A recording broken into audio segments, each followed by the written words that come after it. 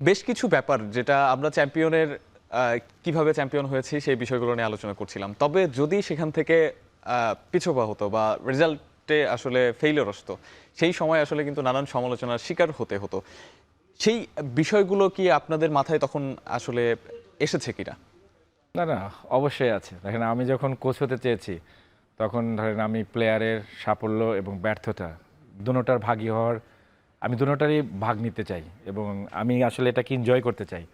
কারণ আপনি যদি একটুখানি পিছন ফিরে দেখেন যে প্লেয়ারটা যে পরিমাণ পরিশ্রম করে, সে আসলে কোনো না কোনো কোচের গাইডলাইনে করে। তো আমার যদি আপডেট না থাকি, আমি যদি সেই যোগ্যতাটা অর্জন না করি, আমার মনে হয় তাহলে কোচিংয়ে আসাই উচিত না। বাট আমাদের এখানে কোচিংটা অনেক সময় অনেক ইজি ওয়েতে রান হয়, যার কারণে আপনি আপনি যেটা বলেছেন। বাট আপনাকে কথা দিচ্ছি, তারেক আজিজ যে কোচিংটাতে আসছে, সেখানে সে সফলতা এবং ব্যর্থতা দুটোটার ভাগ নিতে চায়। অবশ্যই আমরা তারিক আজিজের কোচিং কৌশল নিয়ে আমরা কথা বলবো। তবে তার আগে আরও কিছু প্রসঙ্গ আছে, যেমন রাজশাহীতে ৮ ম্যাচে ১৭ উইকেট পেলেন রিপন মণ্ডল। জিসান আলমের মতো প্লেয়ার যিনি ওপেনিংয়ে ভালো খেলেন বা হিট করতে পারেন, তাকে বসিয়ে সাহিবজাদা ফারহান এবং তানজিদ হাসান তামিম প্রথম ম্যাচগুলোতে ভালো খেলছিলেন না। তাদের পরিবর্তে জিসান আলমকে হয়তো বা ট্রাই করা যেত, সেই ট্রাইটা আপনারা করেননি। ইয়াসির আলী রাব্বির মতো প্লেয়ারকে বসিয়ে রেখেছেন এবং অনবরত কিন্তু আপনাদের জায়গায় সফল করা হয়েছে। তানজিম হাসান সাকিব বল হাতে খুব একটা ভালো করছিলেন না, তুলনামূলক অনেক বেশি খরচে রিপন মণ্ডলকে খেলারই সেখানে বেশি ভালো হতো। সাকলাইন আবু জাফর সাকলাইন যে ওনাকে আপনারা বেশ ভালো দামে কিনেছেন, জাস্ট একটা এশিয়া কাপের পারফরমেন্স দেখে, রাইজিং স্টার এশিয়া কাপ যেটা। এই যে চেঞ্জেসগুলো, এই যে ডিসিশনগুলো, এবং সেটা অনেক সময় দেখা যায় যে আমি যদি ভালো খেলি তাহলে আমাকে পরের ম্যাচে বসিয়ে রাখলে কিন্তু আমার মধ্যে একটা অসন্তোষ বা অসন্তুষ্টি কাজ করবে। সেই জায়গাগুলো আসলে কিভাবে আপনারা হ্যান্ডেল করেছেন? না, দেখেন আমরা যখন প্রথম টিমটা সেট করা হয়, তখনই কিন্তু আপনার যাদেরকে আমরা পিক করেছি, আপনার যদি আস্থা না থাকতো তাহলে আপনি পিক করতেন না। তো আমরা সবার আগে ওই জায়গাটায় নিজেদেরকে আস্থাবান করেছি যে হ্যাঁ, আমার এই প্লেয়ারের প্রতি আস্থা আছে এবং তাদের অ্যাবিলিটি সম্পর্কে আমাদের পরিষ্কার ধারণা আছে, কার কী অ্যাবিলিটি আছে এবং কে কতটুকু দলের প্রয়োজনে ডেলিভার করার ক্ষমতা রাখে। আপনি যে নামগুলো বলছেন, হ্যাঁ, জিসান একটা ম্যাচে সুযোগ পায়নি, কিন্তু তার চেহারার দিকে তাকালে আপনি কখনোই বুঝতে পারবেন না যে তার এই আক্ষেপটা আছে, কারণ সে জানে তার থেকে বেটার প্লেয়ারটাই পারফর্ম করেছে।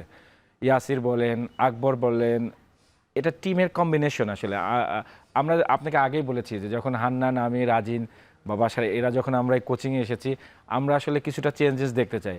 এখন হয়তো আপনার কাছে বলতে ভালো লাগছে যেহেতু আমরা সাকসেসফুল হয়েছি, না হলেও হয়তো এগুলাই বুমেরাং হয়ে যেত। সাকসেসের কথা বলছিলেন যেহেতু, আমরা সেই সাকসেস স্টোরির একটা দেখে আসি। রিপন মণ্ডলের কথা বলছিলাম, তিনি ৮ ম্যাচেই ১৭টা উইকেট লাভ করেছেন। তার বেস্ট বোলিং ফিগার হচ্ছে ১৩ রানে ৪ উইকেট, ৮.৫ যদিও একটু খরচে ছিলেন। শরীফুল ইসলাম এবার সর্বোচ্চ উইকেট নিয়েছেন। পেসার সর্বোচ্চ উইকেট শিকারী হয়েছেন। এটা দারুণ একটা ব্যাপার বাংলাদেশের যে প্রেক্ষাপট, যেই ধরনের উইকেট থাকে। নাসুম আহমেদ ১২ ম্যাচ খেলে ১৮ উইকেট লাভ করেছেন। বিনুয়া ফার্নান্দো শ্রীলঙ্কান এই বোলার ১১ ম্যাচে ১৮ উইকেট, আপনাদের দলেরই। সো এই পিকটাও দারুণ হয়েছে। আমরা অনেক সময় দেখি যে বিদেশি অনেক বড় বড় প্লেয়াররা থাকেন, কিন্তু পিকটা আসলে দেখা যায় যে এখানে এসে এক্সিকিউট করতে পারেন না। হাসান মাহমুদও ভালো করেছেন। যেই প্রসঙ্গটাতে ছিলাম আসলে, যে আসলে হ্যাঁ, আমি ওটাতে আসছিলাম আপনার। যদি আপনি দেখেন যে আমরা জানতাম যে কন্ডিশনটা কি, এবং আপনি যদি দেখেন যে ডিসেম্বর জানুয়ারি আমাদের এখানে কি ধরনের কন্ডিশনটা ব্রাজ করে, সো কন্ডিশনে কোন ধরনের বলারগুলো ইফেক্টিভ হতে পারে সেই বিষয়গুলোতে আমাদের নজর ছিল। কোন ব্যাটারগুলো এই জায়গাটাতে আপনার এই খাপ খাওয়াতে পারবে এবং দলের প্রয়োজনে খেলতে পারবে সে সম্পর্কে জানা ছিল। আমি স্পেশালি রিপন মণ্ডলকে বলতে চাই যে আমরা হাই পারফরমেন্স ইউনিট থেকে যখন কাজ করছিলাম একসাথে, রিপন, সাকলাইন ওয়াজ দেয়ার, আপনার রিপনের ভিতরে একটা অন্যরকম ক্ষুধা কাজ করছে। আমরা ওর ইচ্ছাটাকে কাজে লাগিয়েছি, ওর স্কিলের মনে করেন একটা ডেভেলপ করা হচ্ছে। জাস্ট মনে করেন সে ভালো ইয়র্কার মারতে পারে, পাশাপাশি তার পেসটাকে ইনক্রিজ করা হচ্ছে এবং রিপন কি চমৎকারভাবে না ডেলিভার করেছে আপনি যদি দেখেন। বাট আমরা যেটা আগে বলেছি, আমরা সেই প্লেয়ারকে আপনারা ফাইনাল খেলাতে পারেন। আমরা তাদেরকে আপনার ফাইনাল খেলাতে পারিনি। বাট আমরা যেভাবে চিন্তা করেছি, ধরেন পার্টিকুলার যদি আপনাকে একটু উদাহরণ দিই, এরকম যে আমাদের রুবেল খেলেছে, আপনি দেখেছেন হয়তো, একটা মিস্ট্রি অফ স্পিনার, ড্রাফট থেকে হান্নান এবং শান্ত তাকে পিক করেছে। কিন্তু এই বলারটাকে আমরা যদি আমরা সেমিফাইনাল যেটা আপনি দেখেন আমরা যেটা খেললাম সিলেটের এগেনস্টে, সেখানে ইমন ছিল, আফিফ ছিল, মঈন আলী ছিল। আমরা শুধু তাকে খেলিয়েছি একটা, হয় ইমন, হয় আফিফ, হয় মঈন আলী। যে কোনো একটা উইকেট সে যদি নিতে পারে আমাদের আপনার সাকসেস, আমরা আমাদের প্ল্যানিংয়ে সাকসেস হতে পারি। দেখেন কি চমৎকারভাবে সে ডেলিভারি দিয়ে স্টার্ট করেছে কিন্তু 16 রান না 18 রান দিয়ে। So, তার মানে যে সাহসী সিদ্ধান্তটা আমরা নিয়েছি, ক্যাপ্টেন আমাদেরকে সেটা ব্যাক করেছে এবং মাঠে ক্যাপ্টেন আসলে চমৎকারভাবে এদেরকে ইউজ করেছে। আপনার রিপন মণ্ডল আমার মনে হয় এই বিপিএল এর সেরা আবিষ্কার এবং সাকলাইন হতে যাচ্ছে বাংলাদেশ ক্রিকেটের আরেকটা, আমি বলবো যে যদি তার ব্যাটিংটা ভালো একটু ডেভেলপ করতে পারে তাহলে ওয়ার্ল্ড ক্রিকেটে আমাদের এই ধরনের আপনার প্লেয়ার দরকার আছে। So is a happy team, আপনার হ্যাপি জার্নি। যেহেতু আপনি যেটা প্রথমে বললাম যে যখন আপনি সাকসেসফুল হয়ে যাবেন তখন অনেক কিছু মনে হবে যে রাইট সিদ্ধান্ত ছিল, বাট আমরা যখন আপনাকে বলেছি, আমরা যখন যাদেরকে নিয়েছি আস্থা ছিল দেখে নিয়েছি, যার উপরে আস্থা ছিল না তাদেরকে কিন্তু আমরা নিইনি। সো আমাদের যাদের উপর আস্থা ছিল তারা আস্থার প্রতিদানটা আমাদেরকে দিয়েছে, সেজন্য আমরা কোচ হিসাবে হ্যাপি। বাট আমার মনে হয় all credit goes to player এবং তারা মাঠে ডাই হার্ড ট্রাই করেছে। আপনি যদি আমার বোলিং ডিপার্টমেন্টটাকে দেখেন, প্রত্যেকটা ম্যাচে কি দুর্দান্ত ফাইট করেছে তারা।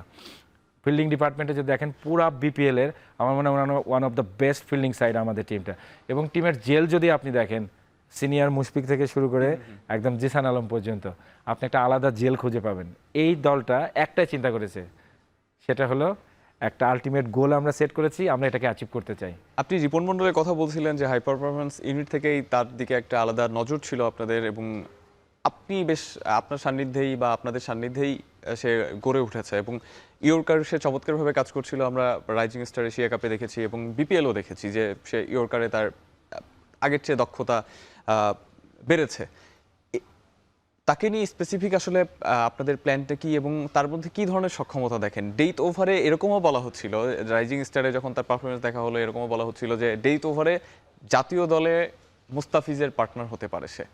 তো সেই সক্ষমতাটা আসলে তাকে একটু সময় দেওয়া উচিত নাকি খুব দ্রুতই সেই সুযোগটা পাবে, মানে কিভাবে দেখছেন? না, আমি যেটা সবসময় মনে করি রিপন মণ্ডলের আপনার আয়ারল্যান্ডের সাথে ডেবু হতে পারতো, বিকজ ও অনেকদিন ধরে খুব খুব ভালো শেপে আছে।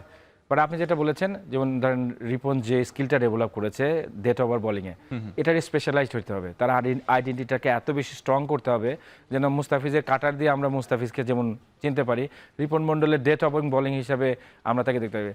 একটা ছোট ফরম্যাটে, এই টি-20 ফরম্যাটে আপনার ডেথ ওভারটা কিন্তু খুব ইম্পর্টেন্ট এবং সেই জায়গাটা যে বলারটা সবচেয়ে ভালো ডেলিভার করছে অ্যাট দিস মোমেন্ট আমাদের যদি বাংলাদেশের এনভায়রনমেন্টে দেখেন তাহলে রিপন মণ্ডল দারুণভাবে করে দেখিয়েছে সেটা।